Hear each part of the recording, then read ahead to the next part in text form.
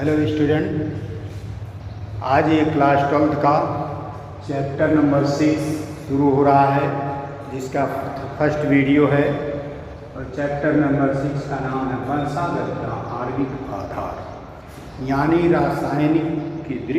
रासायनिकी की दृष्टि से वह कौन सा पदार्थ है जो माता पिता के यानी जनकों के लक्षणों को उनके संतानों में पहुंचाता है।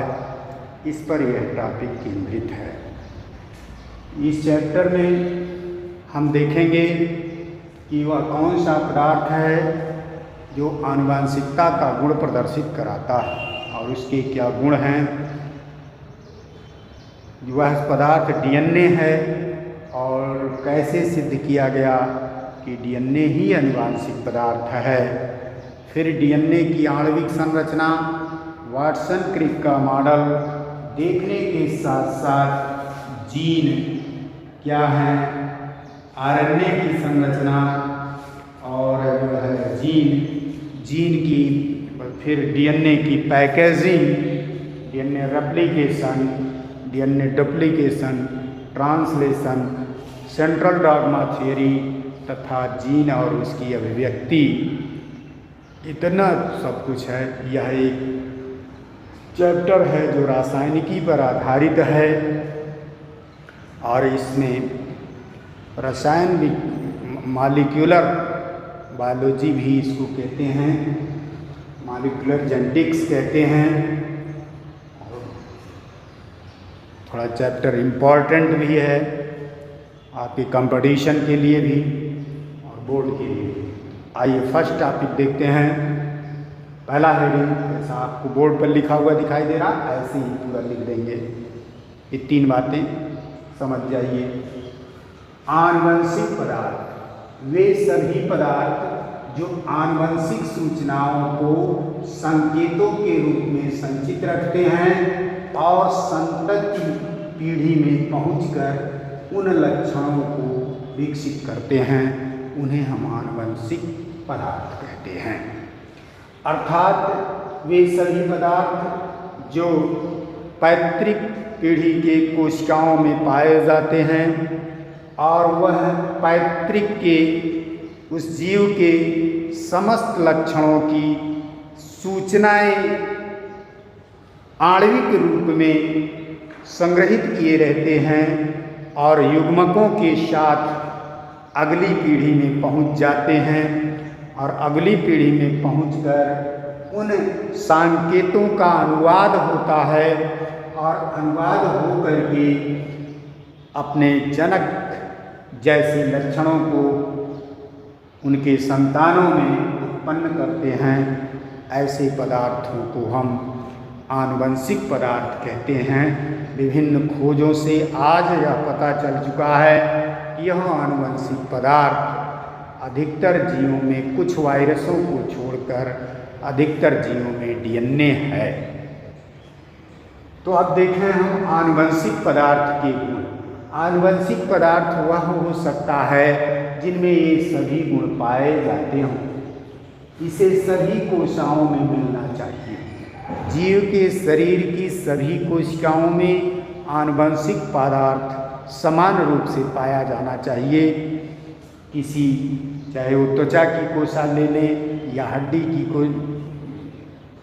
कोशिका ले लें या मांसपेशी या रुधिर कोशिका ले लें या पस की कोशिका ले लें, कहीं भी उस जीव के शरीर से कोशिका ली जाए तो उस आनुवंशिक पदार्थ की प्रत्येक कोशिकाओं में मात्रा समान होनी चाहिए। एक जीव जात के सभी जीवों में उनकी कोशिकाओं में समान मात्रा हो। एक ही जीव जात, जैसे हम मनुष्य हैं तो मनुष्य कहीं से पकड़ लाया जाए, चाहे एक अमेरिका का मनुष्य पकड़ लाया जाए और एक इंग्लैंड का, एक इंडिया का, इस मनुष्य के शरीर में चाहे अमेरिकन के शरीर से निकाला जाए या इंडियन के शरीर से या चाइनीज़ के शरीर से जो कोशिका निकाली जाए, उस कोशिका में जो डीएनए की मात्रा है वह बराबर होनी चाहिए। अर्थात डीएनए की मात्रा जीव जाति का सबसे बड़ा सूचक होती है। यदि डीएनए की मात्रा जितनी है मनुष्य में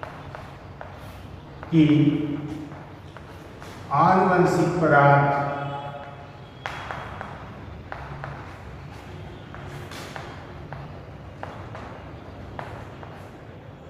DNA है। उसमें पहले है ग्रिफिथ का प्रयोग।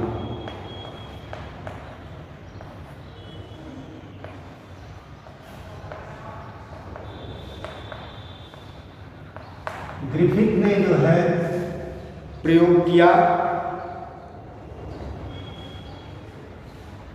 निमोनिया रोग उत्पन्न करने वाले जीवाणु, निमोनिया जीवाणु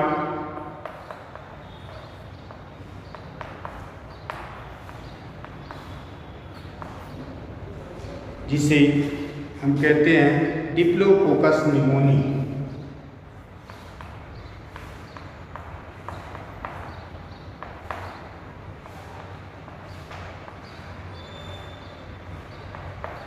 नामक जीवाणु ने देखा कि इसमें दो तरह के प्रभेद मिलते हैं।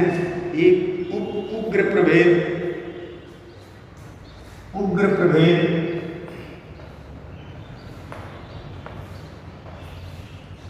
जिसे यश-थर्ड कहा। उग्र प्रभेद के जीवाणु ये मिलते हैं। अब हम देखेंगे कि ग्रिफिथ का प्रयोग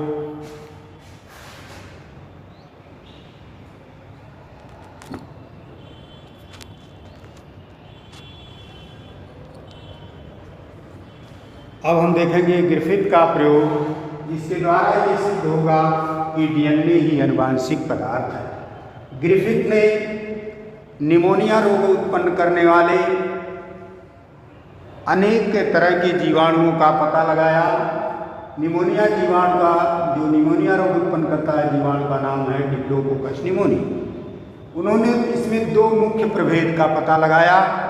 एक उग्र प्रभेद जिसे यश-थर्ड से प्रदर्शित किया, यह चूहों पर निमोनिया रोग उत्पन्न नहीं करता क्योंकि इनकी खोल पॉलीसेकेराइड्स की बनी होती है और ये उसमें सर्वाइव नहीं कर पाते हैं। दूसरा अनुग्र प्रभेद R सेकंड से नामित किया जो निमोनिया रोग चूहों में उत्पन्न कर देते हैं, इनके खोल पर प्रोटीन नहीं होती है। तो दोनों में अंतर देख लें। उग्र प्रभेद निमोनिया रोग उत्पन्न नहीं करता, अनुग्र प्रभेद निमोनिया रोग उत्पन्न करता है, इसकी खोल पर प्रोटीन होती है। जब इन्होंने उग्र प्रभेद के यानी यश-थर्ड को चूहे पर में इंजेक्ट कराया तो वह चूहा मर गया, अर्थात उस चूहे में निमोनिया रोग उत्पन्न हुआ और निमोनिया के कारण चूहा मर गया। फिर R सेकंड जो अनुग्र प्रभेद है उसको चूहे में इंजेक्ट कराया तो उसमें निमोनिया रोग उत्पन्न नहीं हुआ और चूहा नहीं मरा। लेकिन जब यश-थर्ड को हीट किलेट कर दिया, मार दिया उसे, यश-थर्ड के बैक्टीरिया को जीवाणु को 60 डिग्री सेंटीग्रेड पर गर्म किया और वो मर गया और चूहे में प्रवेश कराया तो चूहा जीवित रहा। फिर इस मृत चूहे और R सेकंड के मिश्रण, मृत यश-थर्ड और R सेकंड के मिश्रण को चूहे में प्रवेश कराया तो वो चूहा मर गया। इस पर ग्रिफिथ ने यह निष्कर्ष निकाला कि जो यश-थर्ड और R सेकंड का मिश्रण है यह उसमें कुछ ऐसा परिवर्तन कर देता है जिससे वह बैक्टीरिया रूपांतरित हो जाते हैं, यश-थर्ड के रूप में रूपांतरित हो जाते हैं। ये R सेकंड बैक्टीरिया इसके पदार्थ से रूपांतरित होकर यश-थर्ड बन जाता है और यश-थर्ड बन जाने के कारण वह चूहा मर जाता है। इस तरह से ग्रिफिथ के प्रयोग से यह सिद्ध हो गया कि हाँ, DNA ही आनुवंशिक पदार्थ है।